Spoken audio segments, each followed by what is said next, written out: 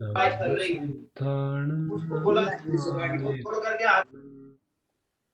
नमो वज्रायाणं नमो लोये सर्वसारम् ओंकारं बिन्दुसंयुक्तं नित्यं ध्यायन्ति योगिनः कामदं मोक्षदं चैव ओंकाराय नमः अविरलशब्दघनो गलप्रक्षाल्य सकलभूतलमलकलङ्का मुनिभिरुपासिततीर्था सरस्वती हरितु नो दुरितान् अज्ञानतिमिरान्धानां ज्ञानाञ्जनशलाकया चक्षुरुन्मीलितं येन तस्मै श्रीगुरवे नमः।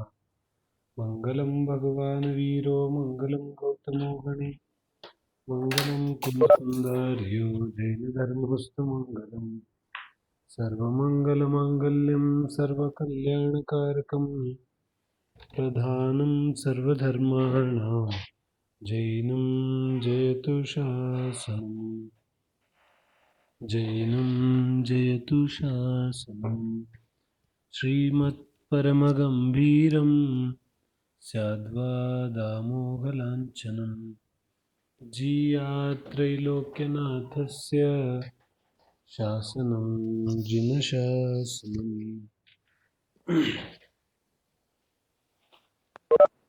ದೈನಂದಿನ ಸ್ವಾಧ್ಯಾಯದ ಕ್ರಮದಲ್ಲಿ ನಮ್ಮ ದಿನನಿತ್ಯದ ಸ್ವಾಧ್ಯಾಯ ಕಳೆದ ಒಂದು ಬಹುತೇಕ ವಾರದಿಂದ ದರ್ಶನ ಸ್ತುತಿಯನ್ನು ಆಧರಿಸಿ ಚರ್ಚೆ ನಡೀತಾ ಇದೆ.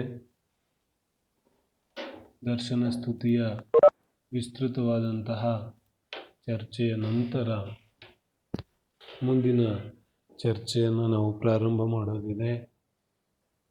ಯಾರ್ಯಾರಿಗೆ ದರ್ಶನ ಪಾಠದ ಸರಿಯಾದ ಸ್ವರೂಪ ಅರ್ಥ ಆಗಿದೆ ಅದನ್ನು ಇದೇ ರೀತಿಯಾಗಿ ಶಾಶ್ವತವಾಗಿ ಮನಸ್ಸಿನಲ್ಲಿ ದೃಢಪಡಿಸಿಕೊಂಡು ದರ್ಶನ ಸ್ತುತಿ ಮೂಲಕ ದರ್ಶನ ಪಾಠದ ಮೂಲಕ ಯಾವ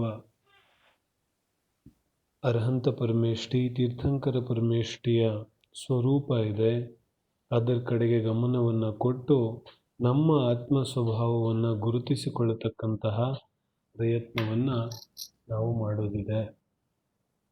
ಅದೇ ನಿಜವಾಗಿ ದರ್ಶನ ಪಾಠದ ಲಾಭ ಇದೆ. ಇನ್ನು ಯಾರಿಗೆ ದರ್ಶನ ಪಾಠ ಸ್ಮರಣದಲ್ಲಿಲ್ಲ, ಯಾರಿಗೆ ದರ್ಶನ ಪಾಠ ಇನ್ನೂ ಬಾಯಿಪಾಟಿಲ್ಲ ಅಂಥವರು ಕೂಡ ಪುರುಷಾರ್ಥಪೂರ್ವಕವಾಗಿ ಕನಿಷ್ಠ ದರ್ಶನ ಪಾಠವಂತೂ ನಾವು ನೋಡದೆ ಹೇಳುವಷ್ಟು ನಮಗೆ ಜ್ಞಾಪಕದಲ್ಲಿ ಅದನ್ನು ಇಟ್ಟುಕೊಳ್ಳುವಷ್ಟು ಪ್ರಯತ್ನವನ್ನು ಖಂಡಿತವಾಗಿಯೂ ಮಾಡಿಕೊಳ್ಳೋದಿದೆ.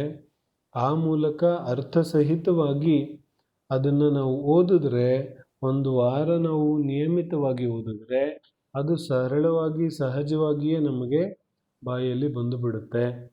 ಹಾಗಾಗಿ ಅರ್ಥಪೂರ್ವಕವಾಗಿ ದರ್ಶನ ಪಾಠವನ್ನು ನಿಯಮಿತವಾಗಿ ನಾವು ಮಾಡಿದ್ರೆ ಅದರ ಮುಖ್ಯವಾದ ಲಾಭ ನಮಗೆಲ್ಲರಿಗೂ ಸಿಗುತ್ತೆ. ಈಗ ಈ ದರ್ಶನ ಪಾಠದ ಚರ್ಚೆಯ ನಂತರ ಮುಂದಿನ ಪ್ರಕರಣಕ್ಕೆ ನಾವು ಹೋಗೋದಿದೆ.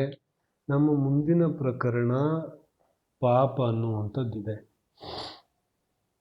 ಯಾಕಂದರೆ ನಾವು ಜೈನ ಧರ್ಮದ ಸಾಮಾನ್ಯ ಸಿದ್ಧಾಂತಗಳನ್ನು, ಮೂಲಭೂತ ಸಿದ್ಧಾಂತಗಳನ್ನು ಇಲ್ಲಿ ಚರ್ಚೆಯನ್ನು ಮಾಡ್ತಕ್ಕಂತಿರೋದು. ಹಾಗಾಗಿ ಮುಂದಿನ ಸಿದ್ಧಾಂತ ನಾವು ಚರ್ಚೆ ಮಾಡಬೇಕಾಗಿರೋದು ಅದು ಪಾಪ ಎಂಬಂತಹ ಸಿದ್ಧಾಂತ. ಪಾಪ ಯಾವುದಕ್ಕೆ ಅಂದಿದ್ದಾರೆ ಜಿನಧರ್ಮದಲ್ಲಿ? ಜಿನಧರ್ಮದ ಪ್ರಕಾರ, ಜೈನ ಧರ್ಮದ ಪ್ರಕಾರ ಯಾವುದು ಪಾಪ ಇದೆ? ಪಾಪ ಕಿಸ್ಕೋ ಕೇನಾ ನಾ ಪಾಪ ಶಬ್ದ ತುಂಬ ಪ್ರಸಿದ್ಧ ಇದೆ ಪ್ರಪಂಚದಲ್ಲಿ. ಪ್ರಪಂಚದ ಯಾವ ಜೀವಕ್ಕೂ ಕನಿಷ್ಠ ಪಕ್ಷ ಶಬ್ದಗಳು ಬೇರೆ ಬೇರೆ ಆಗಿರ್ಬೋದು, ಆದರೆ ಪಾಪ ಎನ್ನುವಂತಹ ಪರಿಕಲ್ಪನೆ ಕಮ್ ಸೆ ಕಮ್ ಭಾರತ ಮೇ ಪಾಪ ಕೋ ತೋ ಸಬ್ ಲೋಗ್ ಜಾನ್ತೆ. ಪಾಪ ಶಬ್ದ ಎಲ್ಲರಿಗೂ ಗೊತ್ತಿದೆ. ಏನ ಎಲ್ಲ ಜೀವಿಗಳಿಗೂ ಪಾಪದ ಒಂದು ಪರಿಕಲ್ಪನೆ ಇದೆ. ಪಾಪ ಅಂದರೆ ಸಿನ್, ಯಾವುದು ಕೆಟ್ಟ ಕೆಲಸ ಇದೆ, ಯಾವ್ದು ಜುಬುರ ಕಾಮೆ ಓ ಪಾಪೆ. ಸಾಮಾನ್ಯವಾಗಿ ಪಾಪದ ಪರಿಕಲ್ಪನೆ ಪ್ರತಿಯೊಂದು ಜೀವಕ್ಕೂ ಇದೆ. ಹಾಗಾಗಿ ಇದು ಬಹಳ ಸಾಮಾನ್ಯವಾದ ವಿಚಾರ ಇದೆ. ಮತ್ತು ನಾವುಗಳು ಕೂಡ ಪ್ರತಿದಿನ ಅನೇಕ ಸಲ ಪಾಪದ ಬಗ್ಗೆ ಮಾತಾಡ್ತೇವೆ, ಪಾಪದ ಬಗ್ಗೆ ವಿಚಾರ ಮಾಡ್ತೇವೆ, ಪಾಪ ಪುಣ್ಯಗಳ ಚರ್ಚೆ ಅಂತೂ ಬಹಳ ಮಾಡ್ತೇವೆ. ಪಾಪದ ಚರ್ಚೆಯನ್ನು ವಿಸ್ತೃತವಾಗಿ ನಾವು ಮಾಡೋ ಮೂಲಕ ಪುಣ್ಯದ ಬಗ್ಗೆ ಕೂಡ ನಮಗೆ ಅರ್ಥ ಆಗುತ್ತೆ. ಯಾವುದು ಪುಣ್ಯ ಇದೆ, ಯಾವುದು ಪಾಪ ಇದೆ. ಪಾಪ ಪುಣ್ಯಗಳ ಚರ್ಚೆಯನ್ನು ನಾವು ಇಲ್ಲಿ ಮುಖ್ಯವಾಗಿ ಪಾಪದ ಮುಖ್ಯತೆಯಿಂದ ಮಾಡೋದಿದೆ. ಯಾವುದಕ್ಕೆ ಜೈನ ಧರ್ಮ ಪಾಪ ಅಂತ ಕರೆದಿದೆ? ಸಾಮಾನ್ಯವಾಗಿ ನೋಡಿದ್ರೆ ಇಡೀ ಪ್ರಪಂಚದಲ್ಲಿ ಆಯಾ ಧರ್ಮದಲ್ಲಿ ಅವರದ್ದೇ ಆದ ರೀತಿಯಲ್ಲಿ ಪಾಪಕ್ಕೆ ಒಂದು ಪರಿಭಾಷೆ ಇದೆ. ಮತ್ತು ಆ ಪರಿಭಾಷೆಯನ್ನು, ಆಯಾ ಧರ್ಮದ ಪರಿಭಾಷೆಯನ್ನು ಆಧರಿಸಿ ಪ್ರತಿಯೊಬ್ಬ ಜೀವ ತನ್ನಕ್ಕೆ ಅನುಕೂಲವಾಗಿ ಪಾಪದ ಪರಿಭಾಷೆಯನ್ನು ಮಾಡ್ಕೊಂಡಿರ್ತಾನೆ. है ना? प्रत्येक जीव अपनी अपनी परिभाषा अलग करता है पाप का. किसी को कंदमूल खाने में पाप लगता है, तो किसी को रात्रि भोजन करने में लगता है, तो किसी को दोनों में पाप लगता है, तो किसी को दूसरे के दिल दुखाने में पाप लगता है, तो दूसरों में जमी कंद में पाप नहीं लगता. ಒಬ್ಬೊಬ್ಬ ಜೀವನಿಗೆ ಒಂದೊಂದು ರೀತಿಯಲ್ಲಿ ಪಾಪದ ಪರಿಭಾಷೆ ಇದೆ. ಅವನು ತನ್ನದೇ ಆದಂತಹ ಒಂದು ಪಾಪದ ಪರಿಭಾಷೆಯನ್ನ ಮಾಡಿ ಇಟ್ಕೊಂಡಿರ್ತಾನೆ. ಮತ್ತು ಜೀವನ ಪೂರ್ತಿಯೆಲ್ಲ ಅದೇ ಪರಿಭಾಷೆಯನ್ನ, ಅವನ ಅದೇ ಮಂತವ್ಯವನ್ನ, ಅವನ ಅದೇ ಅರಿವನ್ನ ಅವನು ಫಾಲೋ ಮಾಡ್ಕೊಂಡು ಹೋಗ್ತಾ ಇರ್ತಾನೆ. ನೋಡಪ್ಪ, ನನಗಂತೂ ನನ್ನ ಪ್ರಕಾರ ಅಂತೂ ಇಷ್ಟಿದೆ, ಇದು ಸರಿ ಇದೆ, ಇದನ್ನ ನಾನು ಮಾಡ್ತಾ ಇದ್ದೀನಿ, ಮಾತು ಮುಗಿದೋಯ್ತು. ಈ ರೀತಿ ಹೇಳುವಂಥವ್ರನ್ನ ನಾವು ಎಷ್ಟು ಜನ ನೋಡಿದ್ದೇವೆ? ನನ್ನ ಪ್ರಕಾರ ಅಂತೂ ಇದು ಸರಿ ಇದೆ, ಇದು ಸರಿ ಇದೆ, ಹಾಗಾಗಿ ನಾನು ಸರಿ ಇದ್ದೇನೆ. ಯಾಕೆ ಸರಿ ಇದೆ, ಏನು ಸರಿ ಇದೆ ಅಂತ ನಾವು ಯಾವತ್ತೂ ವಿಚಾರ ಮಾಡೋದಿಲ್ಲ. ಆದರೆ ನಮ್ಮ ಜೀವನದಲ್ಲಿ ನಮಗೆ ಯಾವುದು ಸರಿ ಅನಿಸುತ್ತೆ ಅದು ಸರಿ ಅನಿಸುತ್ತೆ. ಆದರೆ ಒಂದು ಸ್ವಲ್ಪ ತುಂಬ ಸ್ಥೂಲವಾಗಿನೂ ಒಂದು ಸ್ವಲ್ಪ ವಿಚಾರ ಮಾಡಿದ್ರೆ ನನಗೆ ಯಾವುದು ಸರಿ ಅನ್ನಿಸ್ತಾ ಇದೆ, ಅದೇ ವಿಚಾರ ಇನ್ನೊಬ್ಬನಿಗೆ ತಪ್ಪು ಅನ್ನಿಸ್ತಾ ಇದೆ, ಅದೇ ವಿಚಾರ ಇನ್ನೊಬ್ಬನಿಗೆ ಅಪರಾಧ ಅನ್ನಿಸ್ತಾ ಇದೆ. ಏನು ಹೇಳ್ತಿದ್ದಾರೆ? ಯಾವುದು ಸರಿ ಅನ್ನಿಸ್ತಾ ಇದೆ? ಬಾಲ್ಯ ವಿವಾಹ ಮಾಡ್ತಾರಲ್ಲ, ಚೈಲ್ಡ್ ಮ್ಯಾರೇಜ್, ಯಾರು ಮಾಡಿಸ್ತಾ ಇದ್ದಾರೆ ಅವರ ಒಂದು ಪರಂಪರೆ ಇರುತ್ತಲ್ಲ, ತಮ್ಮ ಕುಟುಂಬದ ಅಥವಾ ಅವರ ಗೋತ್ರದ, ಅವರ ಊರಿನ ಒಂದು ಪರಂಪರೆ ಇರುತ್ತೆ, ಬಾಲ್ಯ ವಿವಾಹ ಪರಂಪರೆ. ಅದನ್ನ ಮಾಡೋರಿಗೆ ಎಲ್ಲರಿಗೂ ಏನನ್ನಿಸ್ತಾ ಇರುತ್ತೆ? ನಾನು ಮಾಡ್ತಾ ಇರೋದು ಸರಿ ಇದೆ ಹೇಳ್ತಾರೆ. ನಾನು ಮಾಡ್ತಾ ಇರೋದು ಸರಿ ಇದೆ, ನಮ್ಮ ಪರಂಪರೆ ಹಿಂಗಿದೆ. ಈಗ ಮಾಡರ್ನಾಗ ಇವ್ರು ಬಂದವ್ರು ಏನೇನೋ ವಿಚಾರ ಹೇಳ್ತಾ ಇದ್ದಾರೆ, ಇವ್ರಿಗೇನು ಗೊತ್ತು ಪರಂಪರೆ ಅಂದ್ರೆ ಏನು ಅಂತ, ಟ್ರೆಡಿಷನ್ ಅಂದ್ರೆ ಏನು ಅಂತ ಇವ್ರಿಗೇನು ಗೊತ್ತು ಅಂತ ಅವನಿಗನ್ನಿಸ್ತಾ ಇರುತ್ತೆ. ಹಾಗಾದ್ರೆ ನಿಜವಾಗ್ಲೂ ಅವನು ಮಾಡ್ತಾ ಇರೋದು ಸರಿ ಇದೆಯೇನು? ಅವನ ಪ್ರಕಾರ ಅದು ಸರಿ ಇದೆ. ಹಾಗಾದ್ರೆ ಪ್ರಪಂಚದ ಪ್ರತಿಯೊಬ್ಬ ಜೀವ ಅವನವನ ಪ್ರಕಾರವಾಗಿ ನಡೀತಾ ಹೋದ್ರೆ ನಾವು ಪಾಪದ ಪರಿಭಾಷೆಯವರೆಗೆ ತಲುಪಲಿಕ್ಕೆ ಸಾಧ್ಯ ಇದೆಯೇನೋ? ಪಾಪ ಅನ್ನುವಂತಹ ಒಂದು ಕಾನ್ಸೆಪ್ಟನ್ನು, ಒಂದು ಪರಿಕಲ್ಪನೆಯನ್ನು ಒಂದು ಚೌಕಟ್ಟಿನಲ್ಲಿ ಇಟ್ಟು ನೋಡ್ಲಿಕ್ಕಾಗುತ್ತೇನೋ? ಖಂಡಿತವಾಗ್ಲೂ ಆಗೋದಿಲ್ಲ. ಮತ್ತೆ ಧರ್ಮಗಳ ಬಗ್ಗೆ ಚರ್ಚೆ ಮಾಡೋದಾದ್ರೆ ಅನೇಕ ಧರ್ಮಗಳು ಅನೇಕ ರೀತಿಯಾದ ಪರಿಭಾಷೆಯನ್ನು ಹೇಳ್ತಾರೆ. ಒಂದು ಧರ್ಮ ಹೇಳುತ್ತೆ, ನೀನು ಪ್ರಾಣಿಗಳಿಗೆ ದಯೆಯನ್ನು ಮಾಡು, ಪ್ರಾಣಿಗಳ ರಕ್ಷಣೆಯನ್ನು ಮಾಡು, ಅದು ಧರ್ಮ ಇದೆ. ಇನ್ನೊಬ್ಬ ಜೀವ ಹೇಳ್ತಾನೆ, ನೀನು ಧರ್ಮದ ಪ್ರಚಾರ ಪ್ರಸಾರ ಮಾಡು, ಧರ್ಮದ ಪ್ರಚಾರ ಪ್ರಸಾರ ಮಾಡೋಕ್ಕೆ ದುಡ್ಡು ಖರ್ಚು ಮಾಡು, ಅದು ಧರ್ಮ ಇದೆ. ಇನ್ನೊಬ್ಬ ಹೇಳ್ತಾನೆ, ನೀನು ವಿಕಲಚೇತನರ ಸಹಾಯವನ್ನು ಮಾಡು, ಅದು ಧರ್ಮ ಇದೆ. ಇನ್ನೊಂದು ಹೇಳ್ತಾನೆ. ಹೀಗೆ ಅನೇಕ ಜನ ಅನೇಕ ರೀತಿಯಾದ ಪರಿಭಾಷೆಯನ್ನು ಮಾಡ್ತಾರೆ. ಯಾವುದು ಸರಿ ಅನ್ನೋದು, ಯಾವುದರಲ್ಲಿ ಏನು ವಿಚಾರ ಇದೆ ಅನ್ನೋದು ನಮಗೆ ಗೊತ್ತಾಗೋದಿಲ್ಲ. ಹಾಗಾದ್ರೆ ಜೈನ ಧರ್ಮ ಯಾವುದಕ್ಕೆ ಪಾಪ ಅಂತ ಕರೆಯುತ್ತೆ? ಯಾವುದು ನಿಜವಾಗ್ಲೂ ಪಾಪ ಇದೆ? ಯಾವುದನ್ನ ಪಾಪ ಅಂತ ಜಿನವಾನಿ ಹೇಳಿದೆ? ಇದನ್ನ ನಾವು ಚರ್ಚೆ ಮಾಡೋದಿದೆ. ಬಹಳ ಬೇಸಿಕ್ ಆಗಿ ನಾವು ವಿಚಾರವನ್ನ ಮಾಡ್ತಾ ಹೋಗೋದಿದೆ. ಹಾಗಾಗಿ ಕಷ್ಟ ಏನೂ ಇಲ್ಲ. ಆದರೆ ಗಮನಪೂರ್ವಕವಾಗಿ ಕೇಳಿ, ಅದನ್ನ ಕಂಪೇರ್ ಮಾಡಿ, ಅದನ್ನ ನಿರ್ಣಯ ಮಾಡತಕ್ಕಂತಹ ಪುರುಷಾರ್ಥ ಎಲ್ಲರದ್ದು ಇದೆ. ಅದನ್ನ ಮಾಡಲಿಲ್ಲ ಅಂದ್ರೆ ಪ್ರಯೋಜನ ಆಗೋದಿಲ್ಲ. ಏನು ಹೇಳ್ತಿದ್ದಾರೆ? ಪಾಪ ಯಾವುದಕ್ಕಂತಾರೆ? ಸಾಮಾನ್ಯವಾಗಿ ನಮಗೆಲ್ಲರಿಗೂ ಗೊತ್ತಿದೆ, ನಮ್ಮ ಸ್ವಾಧ್ಯಾಯದಲ್ಲಿ ಸುಮಾರು ಜನ ಓದಿರ್ಲಿಕ್ಕಬಹುದು. ಪಾಪ 5 ಪ್ರಕಾರದ್ದಿದೆ. ಪಾಪ ಅಂದ ತಕ್ಷಣ ನಮಗೇನು ಬರುತ್ತೆ? ಪಾಪಗಳು 5 ಪ್ರಕಾರದ್ದಿದೆ. ಹಿಂಸಾ, ಝೂಟ್, ಚೋರಿ, ಕುಶಿಲ್, ಪರಿಗ್ರಹ. ಹಿಂಸಾ, ಅಸತ್ಯ, ಕಳವು, ಕುಶೀಲ, ಪರಿಗ್ರಹ, ಇದು 5 ಪಾಪಗಳಿದೆ. ಆದರೆ ಪಾಪ ಯಾವುದಕ್ಕನ್ನೋದು? ಈ 5 ಇದೆಯಲ್ಲ, ಇದೆಲ್ಲ ಪಾಪದ ಪ್ರಕಾರಗಳಿದೆ. ಆದರೆ ಪಾಪ ಯಾವುದಕ್ಕನ್ನೋದು?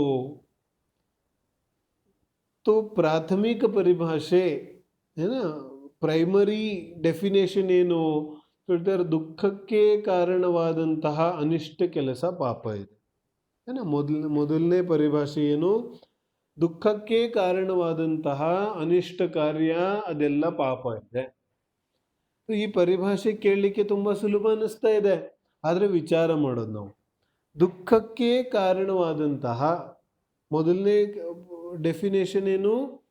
ದುಃಖಕ್ಕೆ ಕಾರಣವಾದಂತಹ ಪಾಪ ಯಾವುದಕ್ಕನ್ನೋದು? ನಮ್ಮ ದುಃಖಕ್ಕೆ, ದುಃಖ ರೂಪ ಅನುಭೂತಿಗೆ ಯಾವೆಲ್ಲ ಕಾರಣ ಆಗುತ್ತೆ ಅದೆಲ್ಲ ಪಾಪ ಇದೆ. ನಮಗ ಈ ಪರಿಭಾಷೆಯನ್ನ ಮತ್ತಷ್ಟು ವಿಸ್ತೃತವಾಗಿ ನಾವು ವಿಚಾರ ಮಾಡಿದ್ರೆ, ನಾವು ನಮ್ಮ ಜೀವನದಲ್ಲಿ ಏನೆಲ್ಲ ಮಾಡ್ತೇವೆ, ಆ ಯಾವುದೇ ಕ್ರಿಯೆಯಲ್ಲಿ ಒಂದು ವೇಳೆ ನನಗೆ ದುಃಖ ಆಗುತ್ತಾ ಇದೆ ಅಂದರೆ ಆಚಾರ್ಯ ಹೇಳ್ತಾರೆ ಪಾಪ ಇದೆ. ಜಿನ ಧರ್ಮದ ಪರಿಭಾಷೆ ಪ್ರಪಂಚದಲ್ಲಿ ನಮಗೆ ಎಲ್ಲೂ ಸಿಗೋದಿಲ್ಲ. ನೀವು ಎಲ್ಲ ಧರ್ಮದ ಪರಿಭಾಷೆಯನ್ನು ತೆಗೆದು ನೋಡಿದ್ರೂ ನಮಗೆ ಸಿಗೋದಿಲ್ಲ. ನಾವಂತೂ ಷಡ್ದರ್ಶನ ಇತ್ಯಾದಿ ಎಲ್ಲ ದರ್ಶನಗಳಲ್ಲೂ ಓದಿ ನೋಡಾಗಿದೆ, ಎಲ್ಲೂ ಕೂಡ ನಮಗೆ ಈ ಡೆಫಿನೇಷನ್ ಸಿಗೋದಿಲ್ಲ. ಮೊದಲನೇದೇನು? ದುಃಖಕ್ಕೆ ಕಾರಣವಾದಂತಹ ಪ್ರತಿಯೊಂದು ಕ್ರಿಯೆ ಪಾಪ ಇದೆ. ಹಾಗಾದರೆ ದುಃಖಕ್ಕೆ ಕಾರಣ ಯಾವ್ದ್ಯಾವ್ದು ಕ್ರಿಯೆ ಇದೆ? ಶಾರೀರಿಕ ದುಃಖ ಮಾತ್ರ ಅಲ್ಲ, ಮಾನಸಿಕ ದುಃಖಕ್ಕೆ, ಆತ್ಮಿಕ ದುಃಖಕ್ಕೆ, ಆತ್ಮನಲ್ಲಿ ಯಾವೆಲ್ಲ ಕ್ರಿಯೆಗಳಿಂದ ದುಃಖ ಆಗುತ್ತೆ ಅದೆಲ್ಲವೂ ಕೂಡ ಪಾಪ ಇದೆ. ಆದರೆ ದುಃಖಕ್ಕೆ ಕಾರಣವಾದಂತಹ ಅನೇಕ ಕ್ರಿಯೆಗಳನ್ನ ನಾವು ಪುಣ್ಯ ಅಂತ ತಿಳ್ಕೊಂಡ್ಬಿಟ್ಟಿದ್ದೇವೆ. ಇಲ್ಲಿ ವಿಚಾರ ಸ್ವಲ್ಪ ಸೂಕ್ಷ್ಮ ಬರ್ತಾ ಇದೆ. ಏನು ಹೇಳ್ತಾರೆ? ಅನೇಕ ಕ್ರಿಯೆಗಳು, ಯಾವ ವಿಚಾರ ನಮಗೆ ದುಃಖವನ್ನು ಉಂಟು ಮಾಡುತ್ತೆ, ದುಃಖ ಕೊಡ್ತಾ ಇದೆ, ಆದರೆ ಅದನ್ನ ನಾನು ಪುಣ್ಯ ಅಂತ ತಿಳ್ಕೊಂಡ್ಬಿಟ್ಟಿದ್ದೇನೆ. ವಿಚಾರ. ಹಾಗಾದ್ರೆ ಅಂತಹ ಅನೇಕ ಕ್ರಿಯೆಗಳಿದೆ. ಯಾವ ಕ್ರಿಯೆಗಳು ನಿಜವಾಗ್ಲೂ ನನಗೆ ದುಃಖ ಕೊಡ್ತಾ ಇದೆ, ಆದ್ರೆ ಪ್ರಪಂಚ ಎಲ್ಲ ಅದನ್ನ ಪುಣ್ಯ ಅಂತ ಕರಿತಾ ಇದೆ, ಹಾಗಾಗಿ ನಾನೂ ಪುಣ್ಯ ಅಂತ ಕರಿತೇನೆ. ಆದ್ರೆ ಜಿನ್ವಾನಿ ಹಿಂಗೆ ಹೇಳಲಿಲ್ಲ. ಜಿನ್ವಾನಿ ಏನು ಹೇಳ್ತು? ಜಿನ್ವಾನಿ ಹೇಳುತ್ತೆ, ಯಾವ್ದ್ಯಾವುದು ನಿನಗೆ ದುಃಖ ಕೊಡ್ತಾ ಇದೆ, ಅದು ಯಾವುದೇ ಕ್ರಿಯೆ ಆಗಿರ್ಬೋದು, ಬಹಿರಂಗದಲ್ಲಿ ಅದು ಧಾರ್ಮಿಕ ಕ್ರಿಯೆ ಆಗಿರ್ಬೋದು, ಆದ್ರೆ ನಿನಗೆ ದುಃಖ ಕೊಡ್ತಾ ಇದೆ. ಬಸ್ದಿಯಲ್ಲಿ ಹರಾಜು ಕೂಗುತ್ತಾ ಇದ್ದಾರೆ, ಮತ್ತು ಕೂಗೋನ್ಗೆ ಇಬ್ಬನಿಗೂ ಆಕುಲತೆ ದುಃಖ ಪ್ರತಿ ಸಮಯ ಇದೆ. ಅವನು ಜಾಸ್ತಿ ತಗೊಂಡ್ಬಿಟ್ರೆ, ನಂದು ಜಾಸ್ತಿ ಹೊಟ್ಟೋಗ್ಬಿಟ್ರೆ, ನನ್ ಕಡಿಮೆ ಹೊಟ್ಟೋಗ್ಬಿಟ್ರೆ, ನಂದು ಜಾಸ್ತಿ ಹೊಟ್ಟೋಗ್ಬಿಟ್ರೆ ಏನ್ ನಡೀತಾ ಇದೆ? ಹಾಗಾದ್ರೆ ದುಃಖ ಅನುಭವ ಆಗುತ್ತಾ ಇದೆಯೋ ಅಥವಾ ಸುಖದ ಅನುಭೂತಿ ಆಗುತ್ತಾ ಇದೆಯೋ? ನಾನು ಇಲ್ಲಿ ಕ್ರಿಯೆಗಳ ಉದಾಹರಣೆ ಮಾತ್ರ ಕೊಡ್ತಾ ಇದ್ದೇನೆ, ಆದರೆ ಉದಾಹರಣೆಗಳು 100% ಅಪ್ಲೈ ಆಗೋದಿಲ್ಲ. ಯಾಕಂದ್ರೆ ಇದು ಅನುಭೂತಿಯ ವಿಷಯ ಇದೆ. ಒಂದು ವೇಳೆ ಅವನಿಗೆ ಸುಖಾನುಭೂತಿ ಆಗುತ್ತಾ ಇದ್ರೆ ಅದು ಪುಣ್ಯ ಇದೆ. ಆದ್ರೆ ಅವನಿಗೆ ದುಃಖದ ಅನುಭೂತಿ ಆಗುತ್ತಾ ಇದ್ರೆ ಅದು ಪಾಪ ಕ್ರಿಯೆ ಇದೆ. ಯಾವೆಲ್ಲ ಚಟುವಟಿಕೆ, ವಿಚಾರ, ಸಂದರ್ಭಗಳು ನನಗೆ ದುಃಖವನ್ನ ಉಂಟು ಮಾಡುತ್ತೆ ಅದೆಲ್ಲವೂ ಸಮಗ್ರವಾಗಿ ಪಾಪ ಇದೆ. ಇಷ್ಟು ಪರಿಭಾಷೆಯನ್ನ ನಾವು ಜ್ಞಾಪಕ ಇಟ್ಕೊಳ್ಳೋದು. ಇದಾದ್ಮೇಲೆ ಎರಡನೇದೇನು ಹೇಳ್ತಾರೆ? ಅನಿಷ್ಟ ಕಾರ್ಯಗಳು. ಅನಿಷ್ಟ ಕಾರ್ಯಗಳು ಕೆಲವಂತೂ ಸಮಾಜದಲ್ಲಿ ಅನಿಷ್ಟ ಕಾರ್ಯಗಳಿದೆ, ಅದಕ್ಕಂತೂ ಎಲ್ಲರೂ ಪಾಪ ಅಂತ ಕರಿತೇವೆ. ಆದ್ರೆ ಇನ್ನೂ ಕೆಲವೊಂದು ಅನಿಷ್ಟ ಕಾರ್ಯಗಳಿದೆ. ಅದ್ಯಾವುದು? ಜಿನವಾಣಿಗೆ ವಿರುದ್ಧವಾದಂತಹ ಕಾರ್ಯಗಳು, ಅದಕ್ಕೆ ಅನಿಷ್ಟ ಕಾರ್ಯಗಳಂತಾರೆ. ಏನ್ ಹೇಳ್ತಾರೆ? ಜಿನವಾನಿಗೆ ವಿರುದ್ಧವಾದಂಥದ್ದು. ಸಮಾಜದಲ್ಲಿ ವಿರುದ್ಧ ಇಲ್ಲ, ಆದ್ರೆ ಜಿನವಾನಿ ಹೇಳುತ್ತೆ ಈ ಕಾರ್ಯ ಮಾಡಲಿಕ್ಕೆ ಯೋಗ್ಯ ಇಲ್ಲ, ಆದ್ರೂ ಮಾಡ್ತಾ ಇದ್ದಾನೆ ಹೇಳ್ತಾರೆ ಅನಿಷ್ಟ ಕಾರ್ಯ ಇದೆ ಅಂದ್ರೆ ಪಾಪದ ಬಂದಾಗುತ್ತೆ. ಪ್ರಪಂಚದಲ್ಲೆಲ್ಲ ರಾತ್ರಿ ಭೋಜನಕ್ಕೇನು ಯಾರೂ ತ್ಯಾಗ ಮಾಡಿಲ್ಲ, ಆದ್ರೆ ಯಾವನು ಮಾಡ್ತಾನೆ ಅದು ಜಿನವಾಣಿ ವಿರುದ್ಧ ಇದೆ, ಹಾಗಾದ್ರೆ ಅನಿಷ್ಟ ಕಾರ್ಯ ಇದೆ. ಕಂದಮೂಲ ಭಕ್ಷಣೆ ಅನಿಷ್ಟ ಕಾರ್ಯ ಇದೆ. ಹೀಗೆ ಅನ್ಯ ಕ್ರಿಯೆಗಳು ಯಾವುದು ಜಿನವಾಣಿಯಲ್ಲಿ ನಿಷಿದ್ಧ ಇದೆ ಅದು ಅನಿಷ್ಟ ಕಾರ್ಯ ಇದೆ.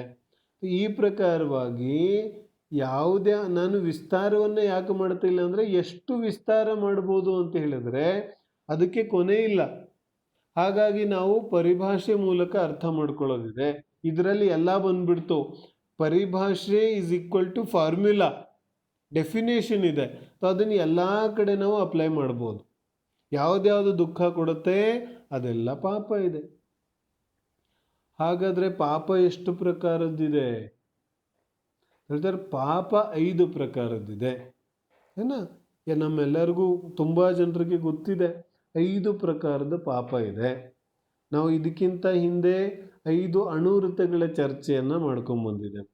ಅಹಿಂಸಾಣುವೃತ, ಸತ್ಯಾಣುವೃತ, ಅಚೌರ್ಯಾಣುವೃತ, ಪರಿಗ್ರಹ ಪರಿಮಾಣುವೃತ, ಬ್ರಹ್ಮಚರ್ಯಾಣುವೃತ. ಈ 5 ವೃತ್ತಗಳನ್ನ, ಅಣುವೃತ್ತಗಳನ್ನ ಚರ್ಚೆ ಮಾಡಿದ್ದೇವೆ. ಇದಕ್ಕೆ ವಿರುದ್ಧವಾದಂತಹ 5 ಪಾಪಗಳು: ಹಿಂಸೆ, ಅಸತ್ಯ, ಕಳ್ಳತನ, ಪರಿಗ್ರಹ, ಮತ್ತೆ ಕುಶೀಲ, ಮತ್ತೆ ಪರಿಗ್ರಹ. ಇದು 5 ಪಾಪಗಳಿದೆ. ಹಾಗಾದ್ರೆ ಜೈನ ಧರ್ಮದ ಪ್ರಕಾರ 5 ಪಾಪಗಳಿದೆಯೇನು? ಈ 5 ವಿಚಾರಗಳನ್ನ ಬಿಟ್ಟು ಪಾಪನೇ ಇಲ್ಲವೇನು? संसार में ऐसा कहते हैं ना, लोभ पाप का बाप है. ಲೋಭ ಎಲ್ಲಾ ಪಾಪಗಳಿಗಿಂತನೂ ದೊಡ್ಡ ಪಾಪ ಇದೆ ಅಂತೀವಿ ನಾವು ಪ್ರಪಂಚದಲ್ಲಿ. ಸಂಸಾರದಲ್ಲಿ ಹೇಳ್ತೇವೆ ಎಲ್ಲಕ್ಕಿಂತ ದೊಡ್ಡ ಪಾಪ ಯಾವುದು? ಈ ಲೋಭ ಅಂದ್ರೆ ಗೊತ್ತಾಗತ್ತಲ್ಲ ಎಲ್ಲರಿಗೂ. ಲೋಭ ಏನಿದೆ, ಆಸೆ ಆಕಾಂಕ್ಷೆ ವಿಪರೀತವಾದಂತಹ ಲೋಭ. ವಾಸ್ತವಿಕವಾಗಿ ಲೋಭ ಯಾವುದಕ್ಕನ್ನೋದು ಅಂತ ಹೇಳಿದ್ರೆ, ಯಾವ ವಸ್ತು ನನ್ನದಲ್ಲ ಅದು ನನ್ನದಾಗಬೇಕು ಅನ್ನತಕ್ಕಂತಹ ಯಾವ ಪರಿಣಾಮ ಇದೆ ಅದು ಲೋಭ ಇದೆ. ಏಕೆ? ನನ್ನದು ಅಲ್ಲ ಆದ್ರೂ ನನ್ನದಾಗಬೇಕು ಅಂತ ಯಾವ ಭಾವನೆ ಇದೆ ಅದು ಲೋಭ ರೂಪ ಪಾಪ ಪರಿಣಾಮ ಇದೆ. ಇಂತಹ ಪಾಪ ಪರಿಣಾಮಕ್ಕೆ ಆಚಾರ್ಯರು ಲೋಭ ಅಂತ ಕರೆದಿದ್ದಾರೆ. ಲೋಭ ಅಂತೂ ಈ 5 ಪಾಪಗಳಲ್ಲಿ ಲೋಭದ ಹೆಸರು ಬರೋದಿಲ್ಲ, ಆದ್ರೆ ಲೋಭಕ್ಕೆ ಎಲ್ಲಕ್ಕಿಂತ ದೊಡ್ಡ ಪಾಪ ಅಂತ ಕರೆದಿದ್ದಾರೆ.